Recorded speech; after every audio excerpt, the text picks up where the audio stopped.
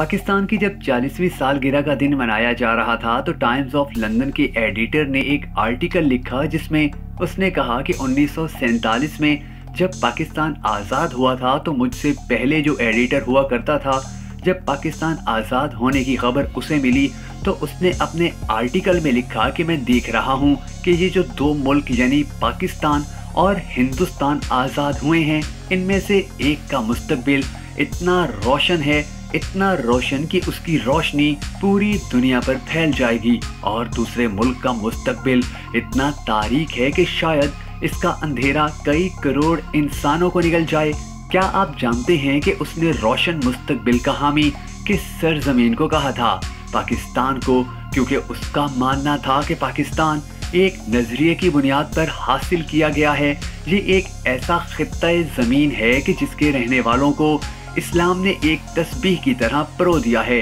जहाँ ना मजहबी तासुब है, ना इलाकाई नफरत और ना ही नस्ली इम्तियाज। मगर दूसरी जानिब भारत में हजारों कौमें और मज़ाहिब आबाद हैं और उनमें ज़ात पात का फ़र्क इस कदर ज़्यादा है कि वो आपस में ही लड़ कर मर जाएंगे। मगर इनकी ये सब बातें गलत साबित हो रही हैं, क्योंकि मैं देख रहा हूँ कि आज 40 साल बाद भारत एक मजबूत मुईशत बन चुका है। वहाँ तमाम मज़ाहिब मिलकर रह रहे हैं, उनकी नफरतें इंतहाई कम हैं, मगर दूसरी जानिब पाकिस्तान रोज़ बरोज़ टूटता चला जा रहा है। वहाँ नस्ली तासुब तो दूर, इलाकाई नफरत ही इस कदर परवान चढ़ चुकी है कि जिसमें किसी भी इंसान का सुकून से जीना नामुमकिन नजर आता है। एक इस्लाम के मानने वाले ही एक दूसरे की गर्दनें उड़ा रहे हैं और 40 साल पहले की सब बातें झूठ महसूस हो रही हैं। लेकिन सवाल ये है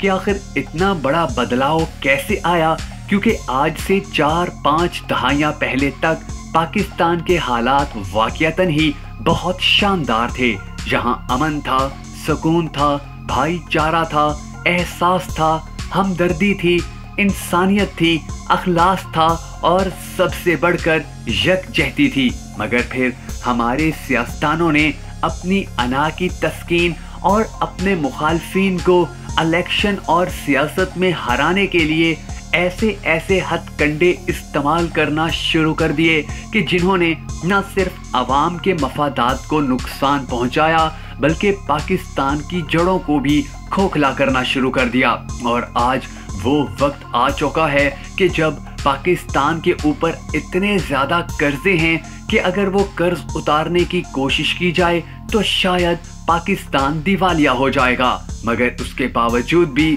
पाकिस्तानी कौम पुरउम्मीद है कि इंशाल्लाह वो वक्त भी आएगा कि जब पाकिस्तान दुनिया के तरक्की याफ्ता ममालिक की सफ में खड़ा होने में कामयाब हो जाएगा, और दूसरी जानिब माजी की पेश गोइयों के ऐन मुताबिक भारत न सिर्फ दुनिया के नक्शे से मिट जाएगा, बल्कि भारत के अंदर बढ़ती नफरत, भारतीयों का एक दूसरे के लिए कत्ले आम का फतवा और वहां पर एक दूसरे के जानो माल पर कब्जे की वजह से वो मुल्क बहुत जल्द अपने ही हाथों खत्म हो जाएगा। क्योंकि पाकिस्तान इस्लाम के नजरिए पर बना है, पाकिस्तान इस्लाम के नाम पर बना है, और इस्लाम के नाम पर वजूद में आने वाली ये ममलिकत ना तो कभी खत्म हो सकती है और ना ही कयामत तक इसको खत्म किया जा सकेगा।